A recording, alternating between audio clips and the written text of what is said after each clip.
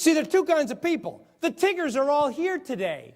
The Eeyores are out complaining about, we only have a week left of vacation.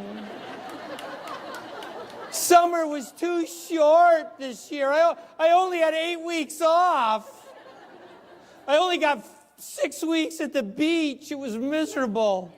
Oh, look at my tan. It's fading already. My life is so hard. You know those people. They complain about everything. You know, we got a choice every day. Hire Tiggers. Who do you hang around with? Do you hang around with Tiggers or Eeyores? If you hang around with Tiggers, you become more Tiggerish. If you hang around with Eeyores, you become more Eeyorish. Right? You run with the dogs, you get the fleas. I'm going to tell you a story about the biggest Eeyore I ever worked with. His name was Joe. Joe was a math teacher. Okay? Nothing against math teachers. Joe could find something wrong with everything. Every one of his kids he had in his classes, everything with his, his teaching assignments, everything. His parking spot wasn't right. Nothing was ever right. Well, it was coming down to the end of the year, and we were experiencing overcrowding. And teachers, many of them had their own classroom. And you know it is easier to evict a person from their home than it is to take a teacher out of their classroom. So, because of overcrowding, I wanted to make sure ninth grade teachers had a solid place for their kids, because of it was best interest of the kids. We had a ninth and 10th grade academy, and it was really best for students. Well, I get this, Joe was teaching juniors and seniors.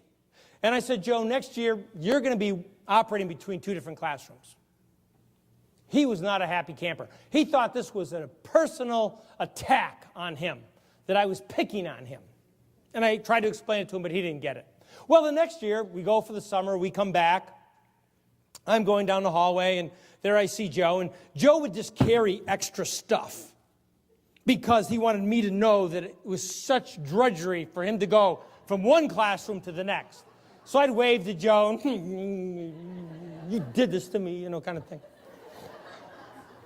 Well, I went back to my office, and I was meeting with my assistant principals, and I said, what are we going to do with Joe? Joe is such an Eeyore. One of my assistant principals said, Steve, let's get him a cart to carry all his stuff. I said, that is a great idea. I went up to the bowels of the AVA room, because you can throw nothing away. Everything's got the little ID number on it, and if it's got that ID code on it, you cannot throw it away. Back behind the opaque projector. Remember the big opaque projector? The big tan thing that you put a book under there and catch on fire? Kids sit too close, they get a burn on the side of their face. Give them a little aloe, he'll be all right. Put that on your face, you'll be calm. Then you go back behind the opaque, or behind the ditto machine. Exactly, you go, girl. She's doing the ditto, man. She's cranking them out. That's old school. That's old school. Some of you are too young. You don't even remember those things because you have to go to museums to see them. And I will not call any of you out. But you all know that if any of you are from the ditto era, that there were days you went in early in the morning to make some dittos. Now, you didn't even need any dittos that day. But you went in, you hooked that little piece of paper in the machine, you loaded that sucker up with as much ink as it would hold, and you looked around, you started cranking them. You cranked those out, you got that first one off there, and you went, oh, oh. You don't even remember what you did the first 2 hours of school. You said about 10 a.m., I got to go make some more dittos. Anybody got any Doritos? I had people in rehab when we took those out of the building. You got any of that ink left? Well, back behind there, then you find the cart. And every cart's exactly the same. They're all gray metal. They all had a rust stain on top. No one knows how it got there. And you push it down the hall and it has one bad wheel. And it makes the black marks on the floor, and the custodian's there with the tennis ball going behind you, cleaning it up. Tennis ball is a great invention.